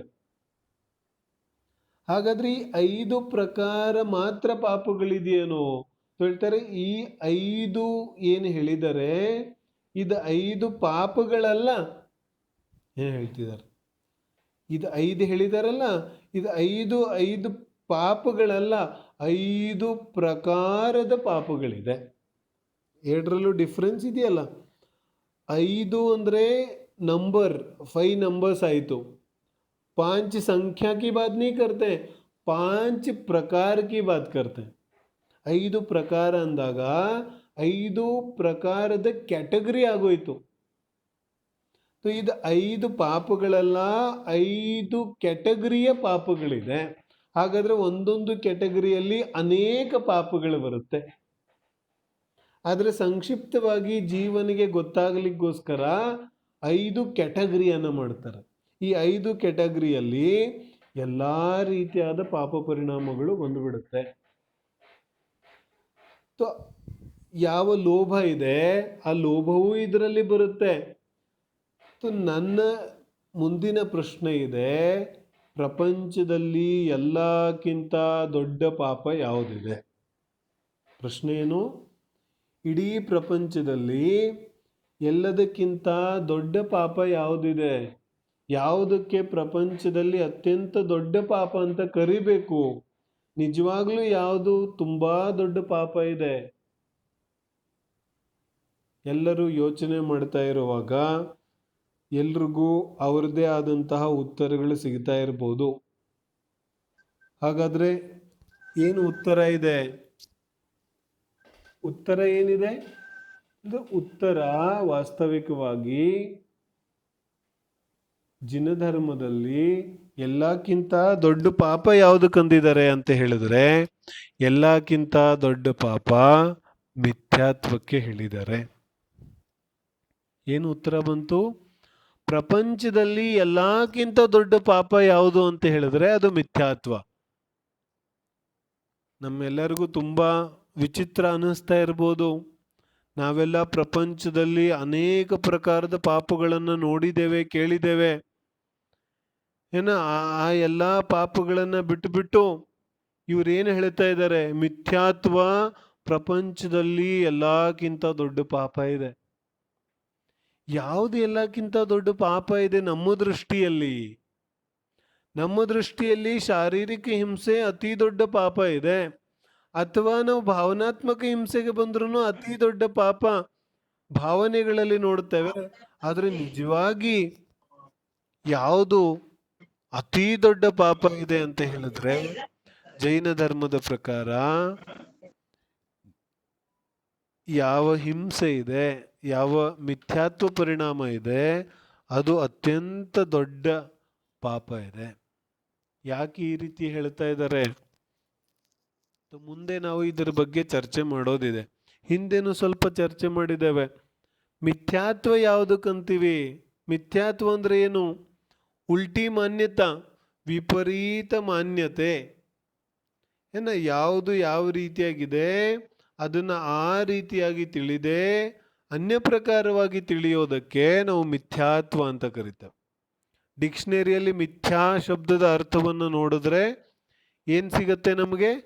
ಮಿಥ್ಯಾ ಅಂದ್ರೆ ಅಸತ್ಯ, ಮಿಥ್ಯಾ ಅಂದ್ರೆ ಯಾವುದು ನಿಜ ಇಲ್ಲ, ಯಾವುದು ಸುಳ್ಳಿದೆ, ಅದಕ್ಕೆ ನಾವು ಮಿಥ್ಯಾ ಅಂತ ಕರಿತೇವೆ. ಮಿಥ್ಯಾತ್ವ ಅಂದ್ರೆ ಆ ಅಸತ್ಯ ರೂಪ ಪರಿಣಾಮ, ಅಸತ್ಯ ರೂಪ ಭಾವ, ಅದಕ್ಕೆ ನಾವು ಮಿಥ್ಯಾತ್ವ ಅಂತ ಕರಿತೇವೆ. ಈ ಮಿಥ್ಯಾತ್ವವನ್ನ ಜಿನಧರ್ಮ ಪ್ರಪಂಚದಲ್ಲಿ ಅತಿ ದೊಡ್ಡ ಪಾಪ ಅಂತ ಕರೆಯುತ್ತೆ. ಇದು ಎಲ್ಲಿ ಕೇಳಲಿಕ್ಕೆ ಸಿಗುತ್ತೆ ನಮಗೆ?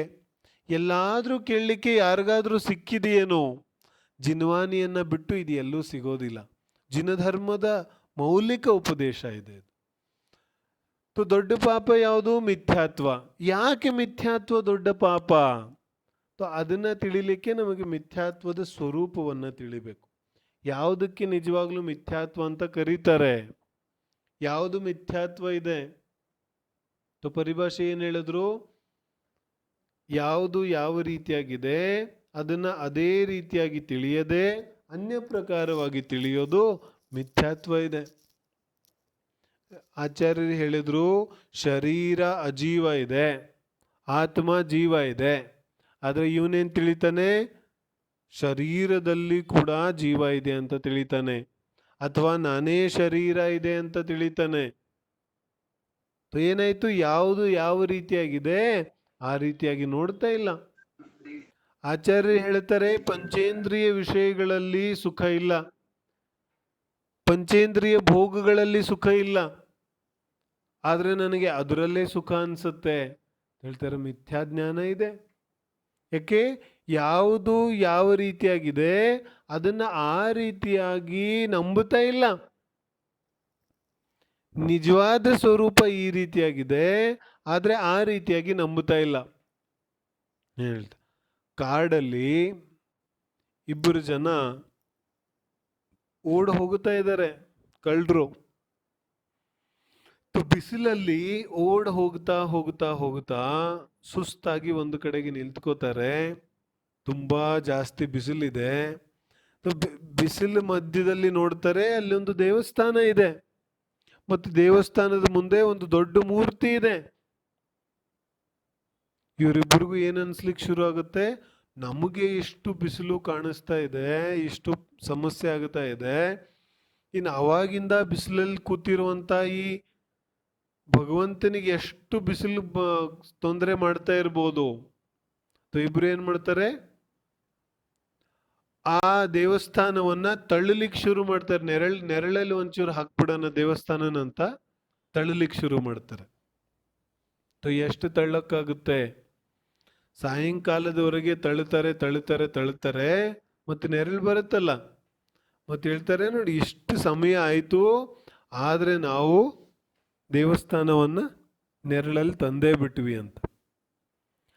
ಹಾಗೆ ಕೇಳಲಿಕ್ಕೆ ತುಂಬಾ ಚಿಕ್ಕದಾದಂತಹ ತುಂಬಾ ಕ್ಷುಲ್ಲಕ ವಿಚಾರವಾಗಿ ನಮಗೆ ಅನ್ಸುತ್ತೆ. ಆದ್ರೆ ನಿಜವಾಗಿ ಈ ಮಿಥ್ಯಾ ಪರಿಣಾಮವೇ ನಮ್ಮ ಎಲ್ಲಾ ದುಃಖಕ್ಕೆ ಕಾರಣ ಇದೆ, ನಮ್ಮ ಎಲ್ಲಾ ಪಾಪ ಪರಿಣಾಮಗಳಿಗೆ ಕಾರಣ ಇದೆ. ಏನ ಮೊದಲನೇ ಪಾಪ ಯಾವುದಿದೆ? ಹಿಂಸೆ. ಹಿಂಸೆ ಇದೆಯಲ್ಲ ಮೊದಲನೇ ಪಾಪ. ಹಿಂಸೆ ಯಾವುದಕ್ಕನ್ನೋದು ಇದರ ಹಿಂದೆನೆ ನಾವು ಹಿಂಸೆಯ ಅಹಿಂಸೆಯ ಚರ್ಚೆಯನ್ನ ಮಾಡಿಕೊಂಡು ಬಂದಿದ್ದೇವೆ. ನಾನು ಪುನಃ ಅದನ್ನ ಪುನರಾವರ್ತನೆ ಮಾಡೋದಿಲ್ಲ, ಆದ್ರೆ ಅದನ್ನ ಜ್ಞಾಪಕ ಮಾಡ್ಕೊಳ್ಳೋದಿದೆ. ಒಂದು ದ್ರವ್ಯ ಹಿಂಸಾ, ಇನ್ನೊಂದು ಭಾವಹಿಂಸಾ. ದ್ರವ್ಯ ಹಿಂಸೆ ಯಾವುದಕ್ಕನ್ನೋದು ಶರೀರದಿಂದ ಮತ್ತು ವಚನಗಳಿಂದ ಯಾವ ಹಿಂಸೆ ಆಗುತ್ತೆ. ಶರೀರದಿಂದ ಬೇರೆ ಜೀವಕ್ಕೆ ದುಃಖವನ್ನು ಕೊಡೋದು, ಹೊಡೆಯೋದು, ಬಡಿಯೋದು, ಏನ ಮತ್ತೆ ಮಾತುಗಳಿಂದ ಬೇರೆಯವರ ಮನಸ್ಸಿಗೆ ದುಃಖ ಆಗುವಂತೆ ವಚನಗಳನ್ನ ಹೇಳುವಂಥದ್ದು ಅಥವಾ ಅಸತ್ಯ ಇತ್ಯಾದಿಗಳನ್ನ ಹೇಳುವಂಥದ್ದು, ಇದೆಲ್ಲ ಏನಿದೆ? ಇದೆಲ್ಲ ವಚನ ಹಿಂಸೆ ಇದೆ. ಅದು ವಚನ ಮತ್ತು ಕಾಯ ಹಿಂಸೆಗೆ ನಾವು ದ್ರವ್ಯ ಹಿಂಸೆ ಅಂತ ಕರಿತೇವೆ, ಮತ್ತು ಮಾನಸಿಕ ಹಿಂಸೆಗೆ ನಾವು ಭಾವಹಿಂಸೆ ಅಂತ ಕರಿತೇವೆ. ಅಂದ್ರೆ ಮನಸ್ಸಿನಲ್ಲಿ ಯಾವ ವಚನಗಳು, ಯಾವ ಹಿಂಸೆ ಉತ್ಪನ್ನ ಆಗುತ್ತೆ, ಹಿಂಸೆಯ ಪರಿಣಾಮ ಉತ್ಪನ್ನ ಆಗುತ್ತೆ, ಅದಕ್ಕೆ ನಾವೇನಂತ ಕರಿತೇವೆ? ಭಾವಹಿಂಸೆ ಅಂತ. ಭಾವಹಿಂಸೆ ಆಯ್ತು, ದ್ರವ್ಯ ಹಿಂಸೆ ಆಯ್ತು. ನಾವು ಚರ್ಚೆ ಮಾಡ್ಕೊಂಡ್ ಬಂದಿದ್ದೇವೆ. ಅಪ್ರಾದುರ್ಭಾವ ಖಲು ರಾಗಾದೀನಾಂ ಭವತ್ಯ ಹಿಂಸೇತಿ ಪ್ರಮತ್ತ ಯೋಗಾತ್ ಪ್ರಾಣವ್ಯಪರೋಪಣಂ ಹಿಂಸಾ. ಹಿಂಸೆಯಲ್ಲಿ ಪ್ರಮಾದ ಪರಿಣತಿ ಮೂಲ ಇದೆ. ಪ್ರಮಾದದಿಂದ ಹಿಂಸೆ ಆಗುತ್ತೆ. ಏನ ಒಂದು ಸಲ ಏನಾಗುತ್ತೆ, ಒಬ್ಬ ವ್ಯಕ್ತಿ ಒಂದು ದೊಡ್ಡ ಸರ್ಕಲ್ ಅಲ್ಲಿ ಒಬ್ಬನನ್ನ ಕೊಲೆ ಮಾಡ್ತಾನೆ. ಕೊಲೆ ಮಾಡಿದ ತಕ್ಷಣ ಅನೇಕ ಜನ ಆ ಕೊಲೆಯನ್ನು ನೋಡಿದ್ದಾರೆ. ಪೊಲೀಸರು ಬರ್ತಾರೆ, ಅವನನ್ನ ಜೈಲಿಗೆ ಕರ್ಕೊಂಡು ಹೋಗ್ತಾರೆ, ಕೋರ್ಟ್ ಅಲ್ಲಿ ಪ್ರೊಡ್ಯೂಸ್ ಮಾಡ್ತಾರೆ. ಪ್ರೊಡ್ಯೂಸ್ ಮಾಡಿದ ತಕ್ಷಣ ಇನ್ನು ನಮಗೇನು ಅನ್ಸುತ್ತೆ, ಅವನಿಗೇನು ಶಿಕ್ಷೆ ಆಗಬಹುದು? ಏನ್ ಶಿಕ್ಷೆ ಆಗುತ್ತೆ? ಒಬ್ಬನು ಕೊಲೆ ಮಾಡಿದಾನೆ, ಮರಣದಂಡನೆ ಇತ್ಯಾದಿ ಏನಾದ್ರೂ ಘೋರ ಶಿಕ್ಷೆಯನ್ನ ಕೊಡ್ತಾರೆ. ಆದ್ರೆ ಏನ್ ಹೇಳ್ತಾರೆ, ಜಡ್ಜ್ಮೆಂಟ್ ಏನ್ ಬರುತ್ತೆ? ಇವನನ್ನ ಗೌರವಪೂರ್ವಕವಾಗಿ ಬಿಡುಗಡೆ ಮಾಡಲಾಗಿದೆ. ಬಾಯಿಜತ್ ಬರೀ ಕರ್ದಿ ಜಾತಿಯೇ ಬಲೋ. ಏನಕ್ಕೆ ಬಿಡುಗಡೆ ಮಾಡಿದ್ರು? ಜಡ್ಜಿ ಹೇಳ್ತಾರೆ, ಅವನು ಕೊಲೆ ಮಾಡಿರೋದು ನಿಜ ಇದೆ, ಆದ್ರೆ ಕೊಲೆ ಮಾಡುವಂತಹ ಉದ್ದೇಶ ಇರಲಿಲ್ಲ. ಏನ್ ಹೇಳ್ತಾರೆ, ಆತ್ಮರಕ್ಷಣೆಗೋಸ್ಕರ ಹಿಂಸೆ ಮಾಡಿದಾನೆ, ಹಾಗಾಗಿ ಅವನಿಗೆ ನಾವು ಶಿಕ್ಷೆ ಕೊಡಕ್ಕೆ ಆಗೋದಿಲ್ಲ. ಏನ್ ಹೇಳ್ತಿದ್ದಾರೆ, ಶಿಕ್ಷಾ ಕ್ಯೂ नहीं दे सकते भाई साहब, उसने हिंसा तो की है ना, किसी की हत्या की है, तो ಮರ್ಡರ್ ಮಾಡಿದ್ರು ಕೂಡ ಕಾನೂನು ಶಿಕ್ಷೆ ಯಾಕೆ ಕೊಡ್ತಾ ಇಲ್ಲ? ಹೇಳ್ತಾರೆ, ಶಿಕ್ಷೆಗೆ ಮೂಲ ಕಾರಣ ದ್ರವ್ಯ ಹಿಂಸೆ ಇಲ್ಲ, ಶಿಕ್ಷೆಗೆ ಮೂಲ ಕಾರಣ ಅವನ ಅಭಿಪ್ರಾಯ, ಅವನ ಪರಿಣಾಮ ಇದೆ. ಪರಿಣಾಮದಲ್ಲಿ ಕೊಲೆ ಮಾಡುವಂತಹ ಭಾವ ಇಲ್ಲ, ಆದ್ರೆ ಆತ್ಮರಕ್ಷಣೆಗೋಸ್ಕರ ಕೊಲೆ ಮಾಡಿದಾನೆ, ಹಾಗಾಗಿ ಅವನಿಗೆ ಆ ಕಾನೂನು ಶಿಕ್ಷೆ ಕೊಡೋದಿಲ್ಲ. ಇದು ಒಂದು ಸಂದರ್ಭ. ಇನ್ನೊಂದು ಸಂದರ್ಭದಲ್ಲಿ ಏನಾಗುತ್ತೆ, ಒಬ್ಬ ಕೊಲೆ ಮಾಡಿಲ್ಲ, ಕೊಲೆ ಮಾಡಿರೋನ ಜೊತೆಗಿದ್ದ, ಆದ್ರೂ ಏನ್ ಮಾಡ್ತಾರೆ, ಅವನಿಗೂ ಕೂಡ ಶಿಕ್ಷೆ ಕೊಡ್ತಾರೆ. ಇದೇನು ವಿಚಿತ್ರ ಆಯ್ತು, ಇವನು ಕೊಲೆ ಮಾಡಿಲ್ಲ, ಮತ್ತೆ ಯಾಕೆ ಇವನಿಗೆ ಶಿಕ್ಷೆ ಕೊಡ್ತಾ ಇದ್ದಾರೆ? ಈ ಕೊಲೆ ಮಾಡದೆ ಹೋದ್ರೂ ಕೂಡ ಇವನಿಗೂ ಕೂಡ ಕೊಲೆ ಮಾಡೋ ಭಾವ ಇತ್ತು. ಯಾಕಂದ್ರೆ ಇವನು ಅಲ್ಲಿದ್ದು ಅನುಮೋದನೆ ಮಾಡ್ತಿದ್ನಲ್ಲ, ಇವನು ಅದಕ್ಕೆ ಸಪೋರ್ಟ್ ಮಾಡ್ತಿದ್ನಲ್ಲ. ಸಪೋರ್ಟ್ ಮಾಡ್ತಿರುವಂತಹ ಕಾರ್ಯವನ್ನ ನೋಡಿ ಇವನು ಕೂಡ ಹಿಂಸೆಯ ಪರಿಣಾಮ ಇವನಲ್ಲೂ ಇದೆ ಅಂತ ಹೇಳಿ ಅವನಿಗೂ ಶಿಕ್ಷೆಯನ್ನ ಕೊಡ್ತಾರೆ. ಹಾಗಾದ್ರೆ ಶಿಕ್ಷೆಗೆ ಮೂಲ ಕಾರಣ ಏನಿದೆ? ಶಿಕ್ಷೆಗೆ ಮೂಲ ಕಾರಣ ಶಾರೀರಿಕ ಹಿಂಸೆ ಇದೆಯೋ ಅಥವಾ ಅವನ ಪರಿಣಾಮಗಳಿದೆಯೋ? ನಮ್ಮ ಕಾನೂನಿನಲ್ಲಿ ಕೂಡ ಈ ರೀತಿಯಾದ ವ್ಯವಸ್ಥೆ ಇದೆ. ಕಾನೂನು ಕೂಡ ಬಾಹ್ಯ ಹಿಂಸೆಯನ್ನ ನೋಡೋದಿಲ್ಲ, ಕಾನೂನು ಕೂಡ ಆಂತರಿಕ ಹಿಂಸೆಯನ್ನ, ಅವನ ಯಾವ ಪರಿಣಾಮ ಇದೆ, ಇಂಟೆನ್ಷನ್ ಇದೆ, ಉದ್ದೇಶ ಇದೆ, ಅದನ್ನ ಮೊದಲು ನೋಡ್ತಾರೆ. ಹಾಗಾದ್ರೆ ಹಿಂಸೆ ಅಹಿಂಸೆಯನ್ನ ಯಾವುದರಿಂದ ಗುರುತಿಸೋದು? ಅಹಿಂಸೆಯನ್ನ ಉದ್ದೇಶದಿಂದ ಗುರುತಿಸೋದು. ಇದು ಕೇವಲ ಶರೀರದಿಂದ ಗೊತ್ತಾಗೋದಿಲ್ಲ. ನಾನು ಒಂದು ಹಂತದ ಮೇಲಿನ ಚರ್ಚೆ ಮಾಡ್ತಾ ಇದ್ದೇನೆ. ಒಂದು ಹಂತದ ಚರ್ಚೆ ಈಗಾಗಲೇ ಆಗೋಗಿದೆ. ದ್ರವ್ಯ ಹಿಂಸೆ, ಭಾವಹಿಂಸೆ. ಮನಸ್ಸಿನಲ್ಲಿ ಮೋಹರಾಗ ದ್ವೇಷಗಳ ಉತ್ಪತ್ತಿಯಾಗೋದು ಅದು ಹಿಂಸೆ ಇದೆ. ಮತ್ತು ಮನಸ್ಸಿನಲ್ಲಿ ಮೋಹರಾಗ ದ್ವೇಷಗಳ ಉತ್ಪತ್ತಿ ಆಗದೇ ಇರೋದು ಅದು ಅಹಿಂಸೆ ಇದೆ. ಇದು ಜೈನ ಧರ್ಮದ ಹಿಂಸೆ ಅಹಿಂಸೆಯ ದೊಡ್ಡ ಪರಿಭಾಷೆ ಇದೆ. ಈ ಪರಿಭಾಷೆ ಎಲ್ಲೂ ಸಿಗೋದಿಲ್ಲ. ಈ ಪರಿಭಾಷೆ ಆದ ನಂತರದ ಚರ್ಚೆಯನ್ನ ನಾನೀಗ ಮಾಡ್ತಾ ಇದ್ದೇನೆ. ನಿಜವಾದ ಹಿಂಸೆ ಅಂತೂ ಎಲ್ಲಾಯ್ತು, ಮನಸ್ಸಿನಲ್ಲಾಯ್ತು.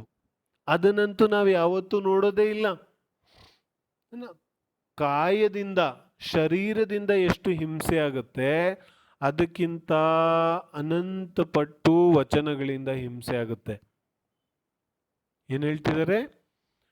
ಕಾಯದಿಂದ ಅಂದ್ರೆ ಶಾರೀರಿಕವಾಗಿ ನಾವು ಎಷ್ಟು ಹಿಂಸೆ ಮಾಡ್ತೇವೆ ಅದಕ್ಕಿಂತ ಅನಂತ ಪಟ್ಟು ಜಾಸ್ತಿ ಹಿಂಸೆ ನಾವು ವಚನಗಳಿಂದ ಮಾಡ್ತೇವೆ. ಮತ್ತು ವಚನಗಳಿಂದ ಎಷ್ಟು ಹಿಂಸೆಯನ್ನ ಮಾಡ್ತೇವೆ ಅದಕ್ಕಿಂತ ಅನಂತ ಪಟ್ಟು ಹಿಂಸೆಯನ್ನ ನಾವು, ಅಧಿಕ ಹಿಂಸೆಯನ್ನ ನಾವು ಮನಸ್ಸಿನಿಂದ ಮಾಡ್ತೇವೆ, ಪರಿಣಾಮಗಳ ಮೂಲಕ ಮಾಡ್ತೇವೆ. ಹಾಗಾದ್ರೆ ಎಷ್ಟು ದೊಡ್ಡ ಹಿಂಸೆ ಇದೆ. ಇದು ಅರ್ಥ ಆಗುತ್ತೆ. ಶಾರೀರಿಕ ಹಿಂಸೆ ಪ್ರತಿಯೊಬ್ಬ ಜೀವನದಲ್ಲಿ ಬಹಳ ಕಡಿಮೆ ಇರುತ್ತೆ. ಆದ್ರೆ ನಮ್ಮ ಗಮನ ಎಲ್ಲ ಶಾರೀರಿಕ ಹಿಂಸೆಯ ಕಡೆಗೆ ಮಾತ್ರ ಇರುತ್ತೆ. ಆದ್ರೆ ತುಂಬಾ ಕಡಿಮೆ ಪ್ರಮಾಣದಲ್ಲಿ ನಾವು ಶಾರೀರಿಕ ಹಿಂಸೆಯನ್ನ ಮಾಡ್ತೇವೆ. ಅದಕ್ಕಿಂತ ಹೆಚ್ಚು ಹಿಂಸೆ ಯಾವುದರಿಂದ ಮಾಡ್ತೇವೆ? ವಚನಗಳಿಂದ. ಮತ್ತು ಆ ವಚನಗಳಿಗಿಂತನೂ ಅಧಿಕ ಹಿಂಸೆ ಯಾವುದರಿಂದ ಆಗುತ್ತೆ? ಮನಸ್ಸಿನಿಂದ ಆಗುತ್ತೆ.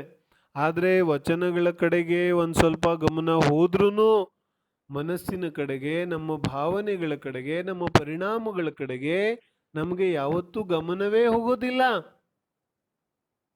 ಅಂತರಂಗದಲ್ಲಿ ಕುಟಿಲ ಪರಿಣಾಮಗಳಿದೆ, ಕಷಾಯ ಪರಿಣಾಮಗಳಿದೆ, ಮತ್ತು ಬಹಿರಂಗದಲ್ಲಿ ತುಂಬಾ ಚೆನ್ನಾಗಿರ್ತಾನೆ. ಮತ್ತು ಬಹಿರಂಗದಲ್ಲಿ ಸ್ವಲ್ಪ ಕೋಪ ಬರ್ತಾ ಇದೆ, ಆದ್ರೆ ಅಂತರಂಗದಲ್ಲಿ ಮೃದು ಸ್ವಭಾವಿ ಇದ್ದಾನೆ. ಎರಡೂ ಸಾಧ್ಯತೆ ಇದೆ. ಹಾಗಾದ್ರೆ ಬೇರೆಯವರನ್ನ ನಾವು ನೋಡೋದಿಲ್ಲ, ನನಗೆ ನನ್ನ ಪರಿಣಾಮಗಳನ್ನ ಗುರುತಿಸಿಕೊಂಡು ವರ್ತಿಸೋದಿದೆ. ಬೇರೆಯವರನ್ನ ನೋಡಿ ಜಡ್ಜ್ ಮಾಡಕ್ ಹೋಗೋದಿಲ್ಲ. ಜಡ್ಜ್ಮೆಂಟಲ್ ಆಗೋ ಅವಶ್ಯಕತೆ ಇಲ್ಲ. ಏನ್ ಮಾಡೋದಿದೆ? ನನ್ನ ಪರಿಣಾಮಗಳನ್ನ ನಾನು ನೋಡೋದಿದೆ.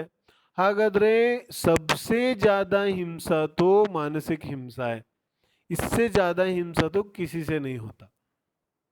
और ಈ ಹಿಂಸೆ ನಾವು ಪ್ರತಿ ಸಮಯ ಮಾಡ್ತಾ ಇದ್ದೇವೆ. ಎಲ್ಲಕ್ಕಿಂತ ದೊಡ್ಡ ಹಿಂಸೆ ಮಾನಸಿಕ ಹಿಂಸೆ ಆಯ್ತು. ಇನ್ನು ಆಚಾರ್ಯರು ಇದಕ್ಕಿಂತ ಮೇಲೆದ್ದು ಇನ್ನೊಂದು ವಿಚಾರವನ್ನು ಹೇಳ್ತಾ ಇದ್ದಾರೆ. ಏನು ವಿಚಾರ ಹೇಳ್ತಾ ಇದ್ದಾರೆ? ಈ ಮಾನಸಿಕ ಹಿಂಸೆ, ಈ ಭಾವನೆ, ಈ ಪರಿಣಾಮಗಳಿಗಿಂತನೂ ದೊಡ್ಡ ಪಾಪ ಯಾವುದಿದೆ? ನಾವು ಎಷ್ಟೇ ರೀತಿಯಾದ ಪಾಪ ಪರಿಣಾಮಗಳನ್ನು ಮಾಡಿದ್ರು ಅಥವಾ ಯಾರಿಗೋಸ್ಕರ ಪಾಪ ಪರಿಣಾಮಗಳನ್ನು ಮಾಡಿದ್ರು ಯಾರಿಗೋಸ್ಕರ ಭಾವಗಳನ್ನ ವಿಭಿನ್ನವಾಗಿ ಕೆಟ್ಟದಾಗಿ ಭಾವಿಸಿದ್ರು ಕೂಡ ಭವ ಹಾಳಾಗುವುದು ನಮ್ಮದೇ ಇದೆ. ಏನು?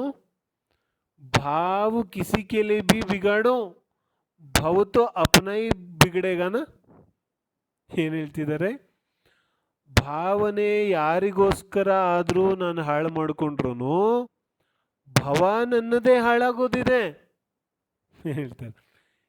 ನಾವು ನಮ್ಮ ಜೀವನದಲ್ಲಿ ಯಾರ್ಯಾರಿಗೋಸ್ಕರ ಭಾವನೆಗಳನ್ನ ಹಾಳು ಮಾಡ್ಕೋತೀವಿ ಅಂದ್ರೆ ಕುಟಿಲ ಪರಿಣಾಮಗಳನ್ನ ಭಾವಿಸ್ತೇವೆ.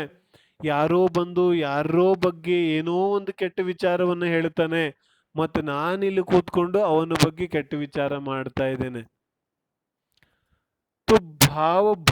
ಭವ ಅಂದ್ರೆ ಮುಂದಿನ ಜನ್ಮ ಯಾರ್ದು ಹಾಳಾಗೋದಿದೆ? ಬೇರೆಯವ್ರದ್ದು ಹಾಳಾಗುತ್ತೇನು?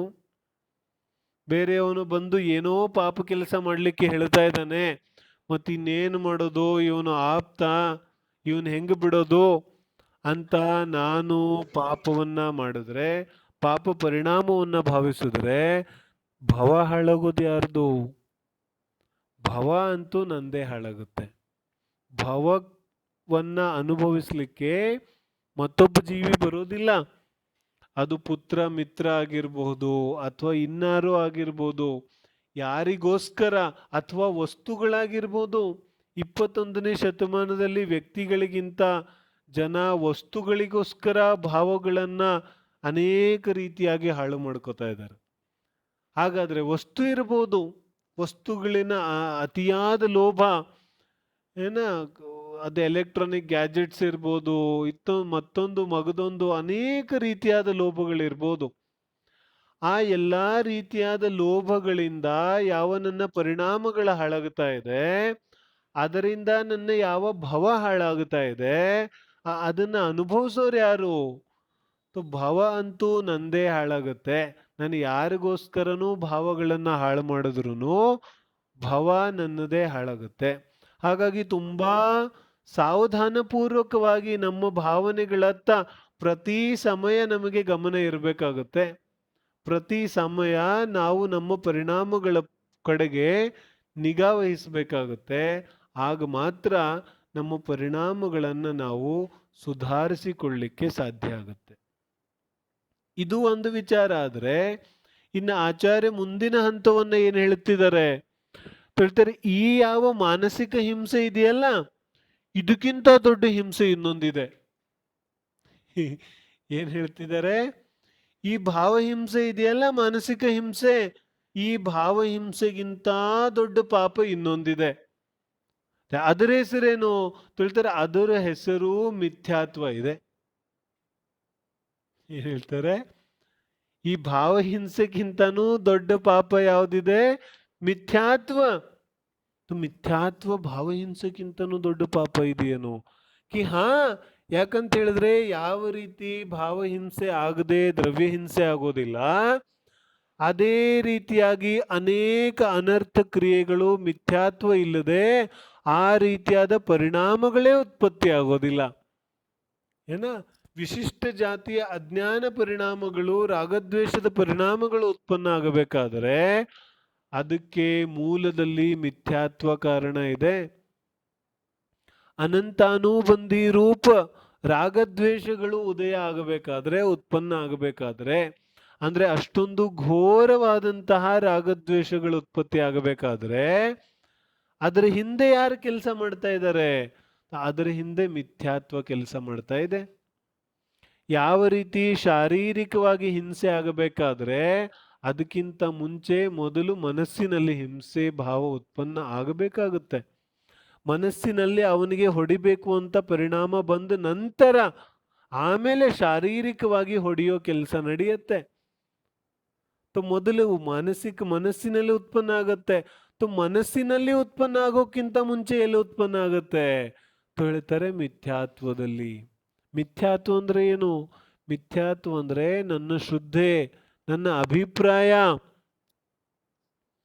ಒಂದು ಜೀವಿಯನ್ನ ಹೊಡೆಯುವಂತಹ ಪರಿಣಾಮ ನನಗೆ ಉತ್ಪನ್ನ ಆಯಿತು.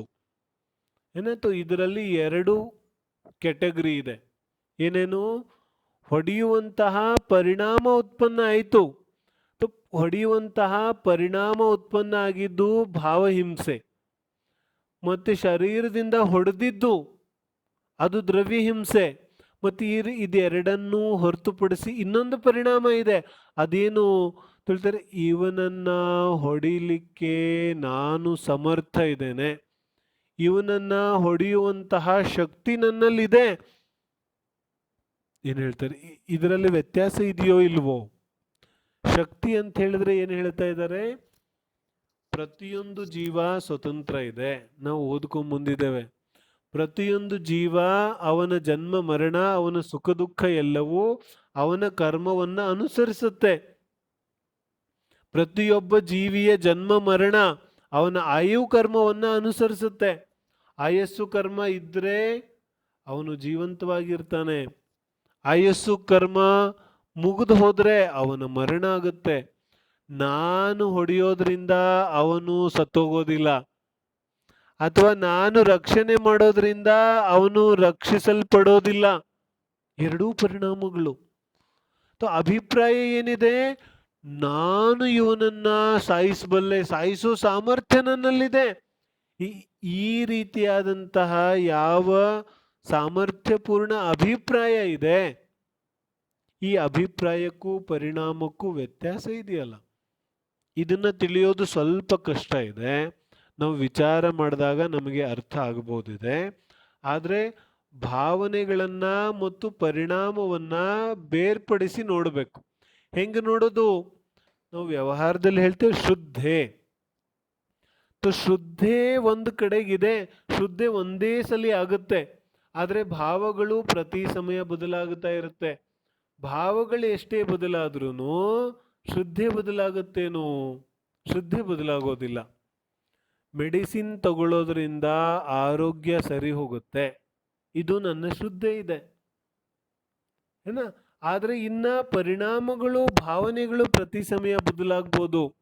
ಮೆಡಿಸಿನ್ ತಗೊಂಡೆ, ಇನ್ನೂ ಕಡಿಮೆ ಆಗಿಲ್ಲ, ಯಾಕೆ ಕಡಿಮೆ ಆಗಿಲ್ಲ, ಎಷ್ಟು ತಗೋಬೇಕು, ಹೆಂಗೆ ತಗೋಬೇಕು, ಏನ ಇದನ್ನ ತಗೋಬೇಕಾ ಬೇಡವಾ, 4 ದಿನ ತಗೊಂಡ್ರು ಇದು ಕಡಿಮೆ ಆಗಿಲ್ಲ, ಹಂಗಾದ್ರೆ ಬೇರೆ ಯಾವುದಾದ್ರೂ ಮೆಡಿಸಿನ್ ತಗೋಬೇಕು, ಇತ್ಯಾದಿ ಅನೇಕ ಭಾವಗಳು ಬರುತ್ತೆ. ಈ ಭಾವಗಳು ಬರೋದು ಸಹಜ ಇದೆ. ಆದರೆ ಮೂಲದಲ್ಲಿ ಶ್ರದ್ಧೆ ಏನಿದೆ? कि मेडिसिन तಗೊಂಡ್ರೆ ನನ್ನ ಆರೋಗ್ಯ ಸರಿ ಹೋಗುತ್ತೆ, ये मूल अभिप्राय है. लेकिन भावनाएं तो हर समय बदलती है.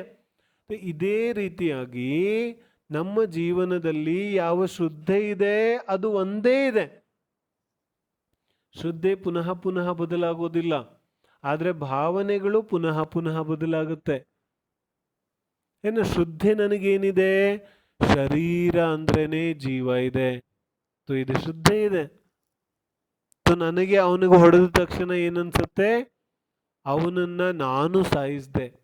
ಆದ್ರೆ ನಿಜವಾದ ವಿಚಾರ ಏನಿದೆ? ಆಯಸ್ಸು ಕರ್ಮ ಮುಗಿದೋಗಿತ್ತು, ಅದಕ್ಕೆ ಮರಣ ಆಯಿತು. ನೀನು ಸಾಯಿಸೋದ್ರಿಂದ ಮರಣ ಆಗ್ಲಿಲ್ಲ. ಪುರಾಣದಲ್ಲಿ ಎಷ್ಟು ಕಥೆಗಳಿದೆ, ಎಷ್ಟು ಜನರನ್ನ ಸಾಯಿಸ್ಲಿಕ್ಕೆ ಪ್ರಯತ್ನ ಪಡ್ತಾರೆ. ಆದರೆ ಸಾಯಿಸ್ಲಿಕ್ಕೆ ಸಾಧ್ಯ ಆಗುತ್ತೇನೋ? ಎಷ್ಟೋ ಮುನಿಗಳ ಮೇಲೆ ಉಪಸರ್ಗ ಆಗುತ್ತೆ, है ना. जानलेवा उपसर्ग होता है लेकिन मरण नहीं होता. ಮರಣ ಆಗೋದಿಲ್ಲ. ಪಾರ್ಶ್ವನಾಥ ಮುನಿಗೆ ಉಪಸರ್ಗ ಆಗುತ್ತಲ್ಲ, ಉಪಸರ್ಗ ಆದ್ಮೇಲೆ ಮರಣ ಆಗುತ್ತೇನೋ? ಮರಣ ಆಗೋದಿಲ್ಲ. ಕೇವಲ ಜ್ಞಾನದ ಪ್ರಾಪ್ತಿ ಆಗುತ್ತೆ, ಮರಣ ಆಗೋದಿಲ್ಲ.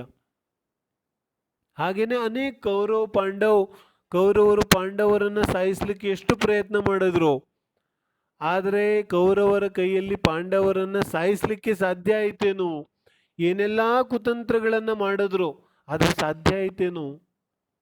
ಆಯಸ್ಸು ಕರ್ಮ ಗಟ್ಟಿ ಇತ್ತು, ಹಾಗಾಗಿ ಸಾಧ್ಯ ಆಗ್ಲಿಲ್ಲ. ಆದ್ರೆ ಪರಿಣಾಮಗಳು ಯಾರ್ದು? ಪರಿಣಾಮಗಳು ನಿಂದು. ನಿನಗನ್ಸುತ್ತೆ ನಾನು ಸಾಯಿಸಬಲ್ಲೆ, ಹಾಗಾದ್ರೆ ಆ ಯಾವ ಕರ್ತೃತ್ವದ ಪರಿಣಾಮ ಇದೆ, ಕರ್ತೃತ್ವದ ಶ್ರದ್ಧೆ ಇದೆ, ಅದರಿಂದ ಅತಿ ಹೆಚ್ಚು ಪಾಪದ ಬಂಧ ಆಗುತ್ತೆ. ಅದು ಎಲ್ಲದಕ್ಕಿಂತ ದೊಡ್ಡ ಪಾಪ ಇದೆ. ಯಾವ ಅಭಿಪ್ರಾಯ ಇದೆ ಅದು ಎಲ್ಲದಕ್ಕಿಂತ ದೊಡ್ಡ ಪಾಪ ಇದೆ. ಉದಾಹರಣೆಯನ್ನು ನಾವು ತಗೊಳ್ಳೋದಾದರೆ,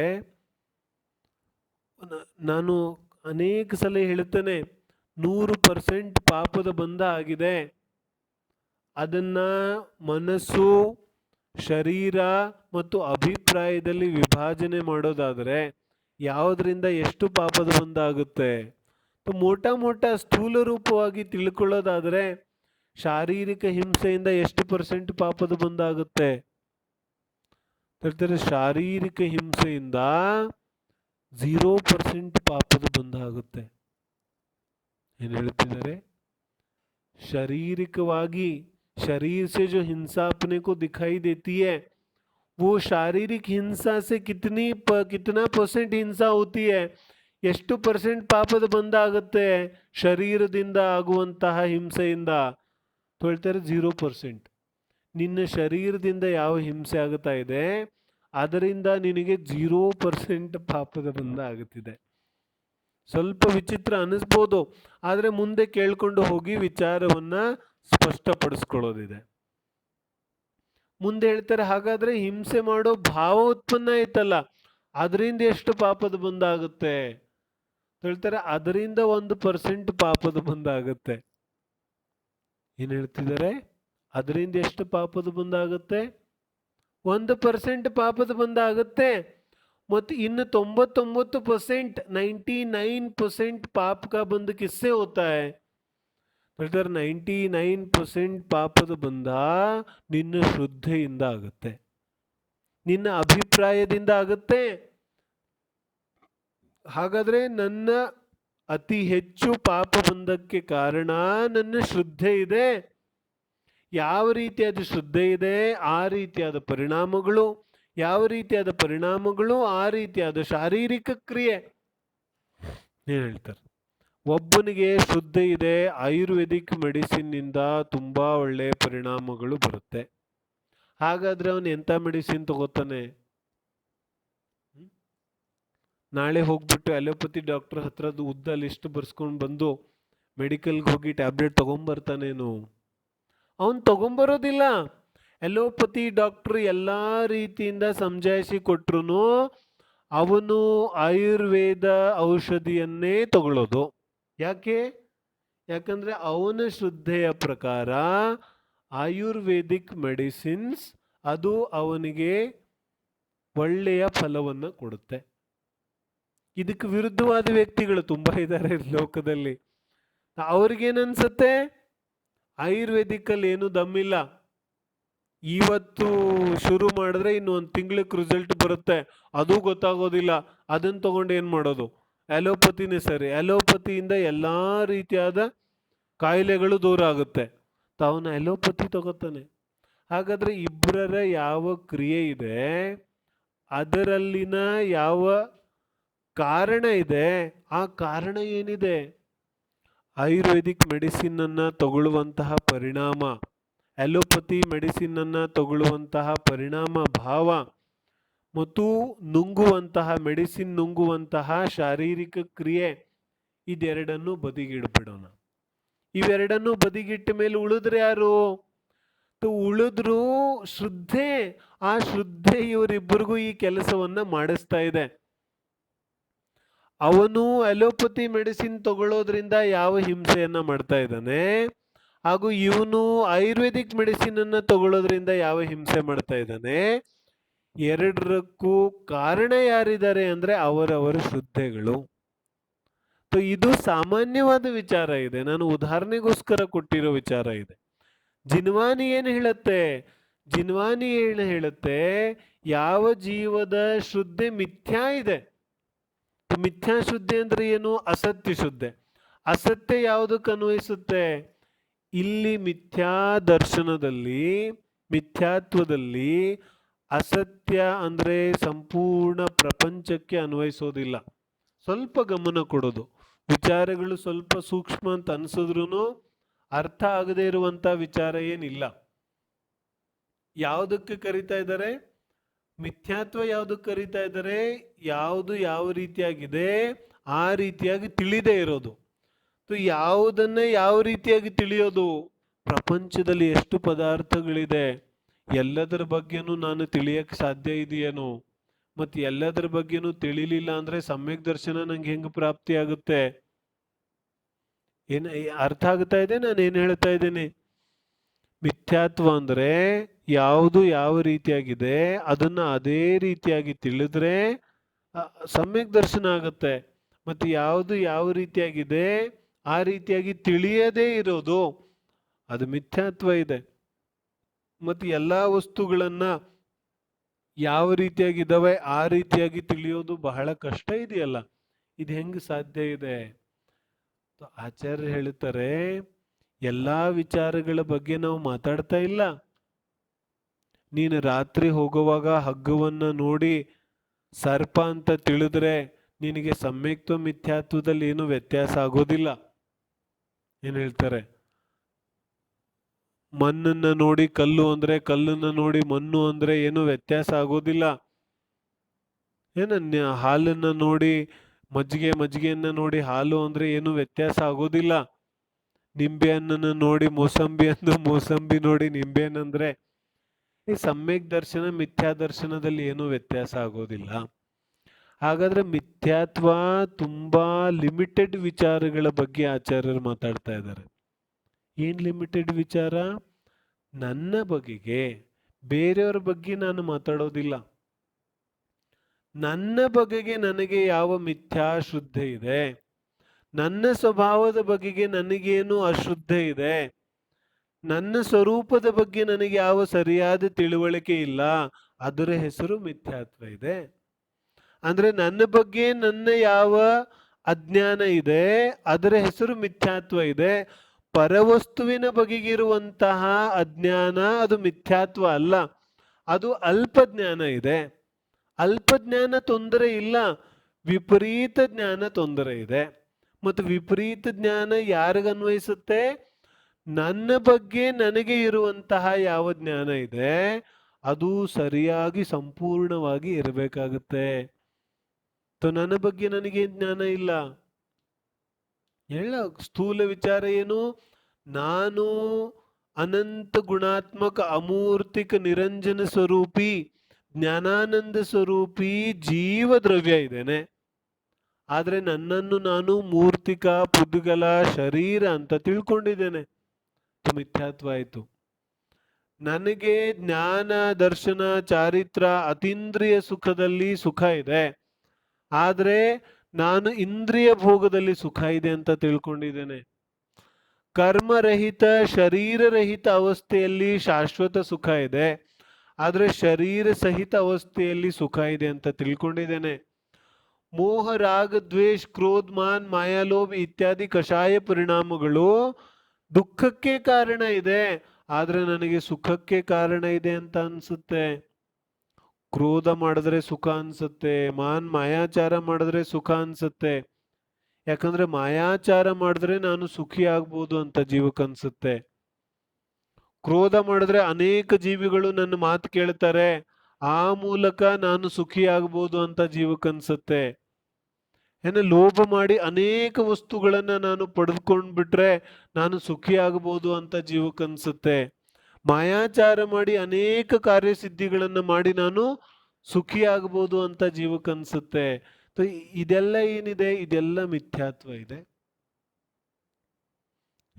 ಅಥವಾ ಯಾವುದಾದ್ರೂ ಒಂದು ಧಾರ್ಮಿಕ ಚಟುವಟಿಕೆಯನ್ನ ಮಾಡಿಬಿಟ್ಟು ಇದರಿಂದ ಈ ರೀತಿಯಾದ ಫಲ ಸಿಗುತ್ತೆ ಅಂತ ಅನ್ಕೋತಾನೆ, ಎಲ್ಲ ಮಿಥ್ಯಾತ್ವ ಇದೆ.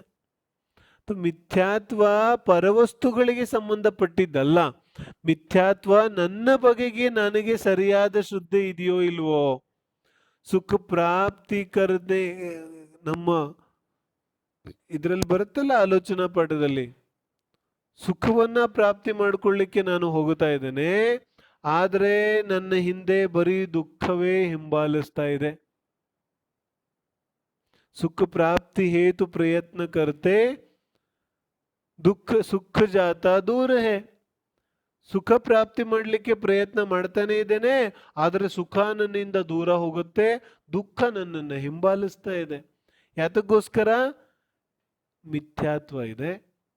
ಈ ಮಿಥ್ಯಾ ಶ್ರದ್ಧೆಯಿಂದ, ಅಯಥಾರ್ಥ ಶ್ರದ್ಧೆಯಿಂದ ನಾನು ಏನೆಲ್ಲ ಮಾಡ್ತೇನೆ ಅದೆಲ್ಲವೂ ಕೂಡ ದುಃಖಕ್ಕೆ ಕಾರಣ ಇದೆ.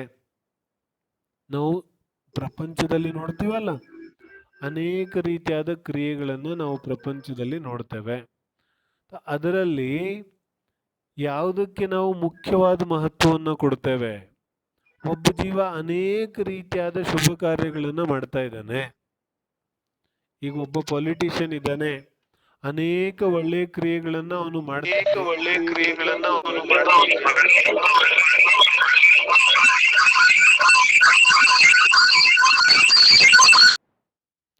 ಅನೇಕ ರೀತಿಯಾದಂತಹ ಒಳ್ಳೆ ಕ್ರಿಯೆಗಳನ್ನ ಆ ವ್ಯಕ್ತಿ ಮಾಡ್ತಾನೆ. ಆದ್ರೆ ನಮಗ್ ಗೊತ್ತಿದೆ ಅವನು ಮಾಡಿರೋ ಭ್ರಷ್ಟಾಚಾರವನ್ನ ಮುಚ್ಚಿಸ್ಲಿಕ್ಕೆ ಒಂದೆರಡು ಒಳ್ಳೆ ಕೆಲಸವನ್ನ ಮಾಡ್ತಾ ಇದ್ದಾನೆ. ಹಾಗಾದ್ರೆ ನಾವು ಎಷ್ಟು ಬೆಲೆ ಕೊಡ್ತೀವಿ ಅದಕ್ಕೆ? ಎಷ್ಟು ಬೆಲೆ ಕೊಡ್ತೀವಿ ನಾವು ಅದಕ್ಕೆ? ವಾಸ್ತವಿಕವಾಗಿ ನಾವು ಅದಕ್ಕೆ ಯಾವುದೇ ರೀತಿಯಾದ ಬೆಲೆಯನ್ನು ಕೊಡೋದಿಲ್ಲ. ಯಾಕೆ ಬೆಲೆ ಕೊಡೋದಿಲ್ಲ? ಯಾಕಂತ ಹೇಳಿದ್ರೆ ನಮಗೆ ನಿಜವಾಗ್ಲೂ ಈ ಜೀವಿ ಮಾಡ್ತಾ ಇರುವಂತದ್ದು ಇವನ ಅಭಿಪ್ರಾಯ ಸರಿ ಇಲ್ಲ. ಅಭಿಪ್ರಾಯ ಸರಿ ಇಲ್ಲದೆ ಇರೋದ್ರಿಂದ ನಾವು ಈ ಕ್ರಿಯೆಗೆ ಯಾವುದೇ ರೀತಿಯಾದ ಮಹತ್ವವನ್ನು ಕೊಡೋದಿಲ್ಲ. ಅದೇ ರೀತಿಯಾಗಿ ಯಾವ ಬಾಹ್ಯ ಕ್ರಿಯೆಗಳಿದೆ, ಈ ಬಾಹ್ಯ ಕ್ರಿಯೆಗಳಿಗೆ ಅಧಿಕವಾದ ಮಹತ್ವ ಇಲ್ಲ. ಯಾವ ಆ ಕ್ರಿಯೆಯ ಹಿಂದೆ ನಮಗೆ ಪ್ರಯೋಜನ ಇದೆ, ಆ ಪ್ರಯೋಜನ ವಾಸ್ತವಿಕವಾಗಿ ಮುಖ್ಯ ಇದೆ. ಇದರ ಬಗ್ಗೆ ನಾವು ಮತ್ತಷ್ಟು ವಿಚಾರಗಳನ್ನ ನಾಳಿನ ಸ್ವಾಧ್ಯಾಯದಲ್ಲಿ ಚರ್ಚೆ ಮಾಡೋಣ. ಇವತ್ತಿನ ಸ್ವಾಧ್ಯಾಯದ ಸಮಯ ಕೂಡ ಆಗಿದೆ. ಮತ್ತೆ ಮ್ಯೂಟ್ ಮಾಡಿದ್ರು ಯಾರ್ಯಾರು ಮ್ಯೂಟನ್ನ ಅನ್ಮ್ಯೂಟ್ ಮಾಡಿಕೊಂಡು ಮಾತಾಡ್ತಾ ಇದ್ದಾರೆ. ಹಾಗಾಗಿ ಇವತ್ತಿನ ಸ್ವಾಧ್ಯಾಯವನ್ನ ಇಲ್ಲಿಗೆ ಸಮಾಪ್ತಿ ಮಾಡೋಣ. ನಾವೆಲ್ಲರೂ ಹಿಂಸೆ ಮತ್ತು ಅಹಿಂಸೆಯ ಮೂಲ ಸ್ವರೂಪವನ್ನು ತಿಳಿದು, ಯಥಾರ್ಥವಾಗಿ ಅದರ ಸ್ವರೂಪವನ್ನು ತಿಳಿದು, ದ್ರವ್ಯ ಹಿಂಸೆ, ಭಾವಹಿಂಸೆ ಮತ್ತು ಈ ಎರಡೂ ಹಿಂಸೆಗೆ ಮೂಲ ಕಾರಣವಾದಂತಹ ಯಾವ ಮಿಥ್ಯಾತ್ವ ಪರಿಣಾಮವಿದೆ ಅದನ್ನು ತಿಳಿದು ಅದನ್ನು ತ್ಯಾಗ ಮಾಡತಕ್ಕಂತಹ ಪ್ರಯತ್ನವನ್ನು ಮಾಡೋಣ ಅನ್ನುವಂತಹ ಭಾವದಿಂದ ಇವತ್ತಿನ ಸ್ವಾಧ್ಯಾಯವನ್ನು ಇಲ್ಲೇ ವಿರಾಮ ಮಾಡೋಣ.